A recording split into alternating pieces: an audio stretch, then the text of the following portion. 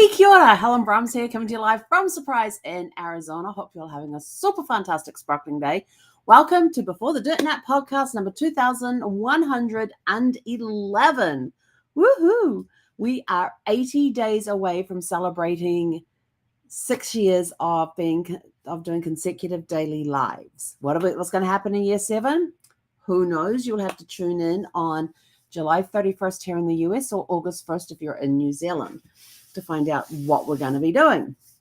But tonight we are talking about the noise we forget to question. This week we're doing the Reclaiming Your Rhythm series, and this is part 1, and each night we're going to be doing a different part for it. And tonight we're starting off with the noise we forget to question. Sometimes we're exhausted not because we're doing too much, but because we're moving at a pace that was never meant for us. So in tonight's episode, we're going to invite you to pause and ask the question, whose voice is setting your rhythm, and is it still serving you? But what counts as noise? There's the shoulda, woulda, couldas. Everyone else is, you should have done this, you should have done that.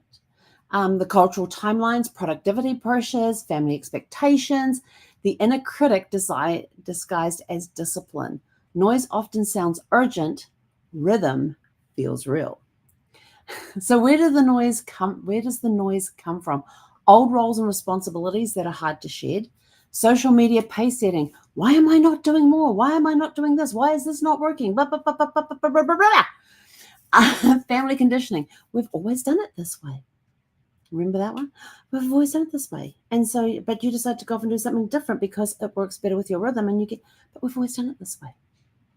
Perfectionism dressed as standards.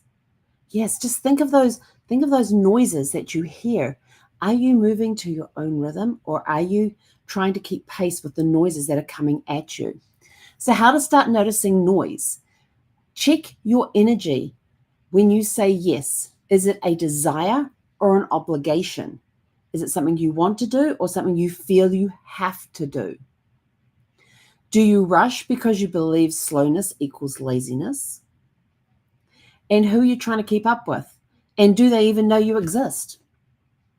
Now, that's a really good question, isn't it? Who are you trying to keep up with, and do they even know you exist? You know, oftentimes we see these influencers out there, and you're like, oh, I love what they're doing. And you're rushing to try and keep up with them or catch up with them, and they've got no clue who you are. But I do know the one about do you rush because you believe slowness equals laziness? Yes, I definitely do that. And I have been changing that over time. So over the last few months, I've been noticing that I'm rushing more. And I'm like, why am I rushing for this? Why am I not slowing down and taking this one step at a time instead of trying to do 10 steps at once? And when you slow down and do one step at a time, you are creating that space for you to get things done in the time needed, which is a really cool tool to do. And oftentimes when you check in your energy, when you say yes, you stop and you go, why am I saying yes? Is it because I'm obligated to it, or it's because I desire it? Well, these are really good questions that get you thinking. So what happens when you clear the noise? When you clear the noise, basically you're clearing the noise and you're clearing the clutter. You remember what you actually want. You feel less reactive and more rooted. You begin to reclaim your natural rhythm, not a forced one. And from personal experience, I didn't realize until I was looking into this about rhythms and noises and things like that, I didn't realize how much of my energy had been spent on somebody else's rhythm, or what I thought was somebody else's rhythm. I wasn't listening to my own natural rhythm. And it would frustrate me because I'd walk into a room and go, okay, I'm going to do this, I'm going to do that. And a lot of times with everything that's, with everything that's going on and sorting through all the stuff that I've got to sort through before I go to New Zealand, there's a lot of time that I walk into the room and the noise is deafening and it is so overwhelming, I have to turn around and leave. And it's because I feel overwhelmed. And I was looking, why am I feeling overwhelmed? I know what needs to be done. If I can get in there and just do 15 minutes, I can clear a lot of stuff in 15 minutes. Or I can do even more if I did 30 minutes, but let's start off with 15 minutes, see how that goes.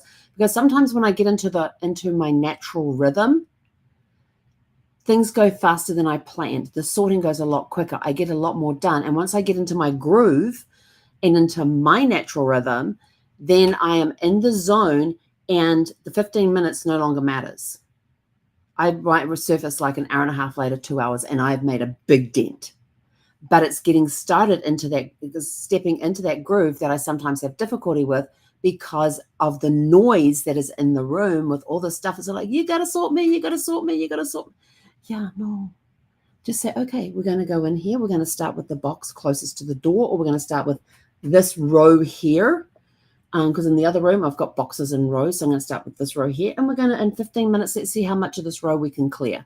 And I make games out of it myself. But then once I get into that rhythm, into my natural rhythm, and it could mean that I'm putting music on so that I can dance to the rhythm of the music or something. And it could be that I just need that background noise to quieten down the other noise of the overwhelm, to help me get into my rhythm.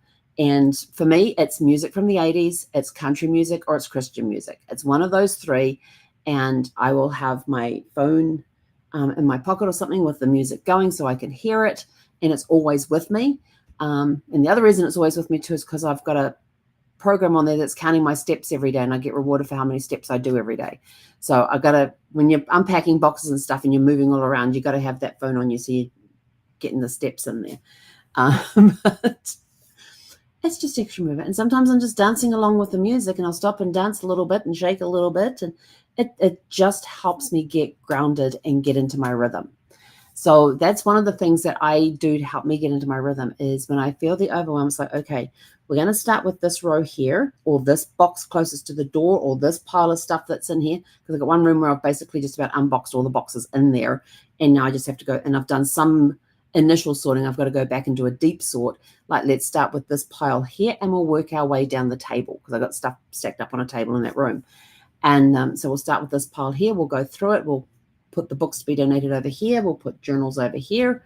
And so I start my slow process, and it's like, we'll put the music on and let's get sorting to the music, because I can't hear my natural rhythm because the room with all the clutter is canceling out the noise of my natural rhythm, and it's making it very loud and very overwhelming.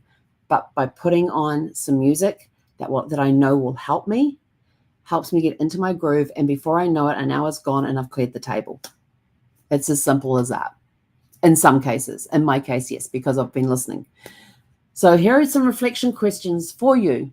What voice do you hear in your head when you feel like you're behind? Do you hear that little nagging? I get that little nagging voice. You should have done this sooner. You should have done this then. You should have done that. The shoulda, coulda, wouldas. Yeah, you hear that little voice when you're behind. Well, if you'd started it then, you'd be done by now. But you've just been arguing with yourself, and it's taken up all this time and blah, blah, blah, blah, blah. It's because I couldn't find my rhythm. What parts of your day feel noisy, and what would quiet look like instead? That's a good one, isn't it? Who do you trust to help you listen inward again? Finding somebody who you trust to help you listen to that inner voice and that inner rhythm is a huge help. If you can find somebody that can help you do that. And in closing, you can't live your story on someone else's soundtrack. Turn down the volume of the noise, and you'll start hearing your own rhythm again. And with that, we are out of here. Go out, have a super fantastic, sparkling evening, and we'll catch you guys back here tomorrow evening at 6 p.m. Pacific.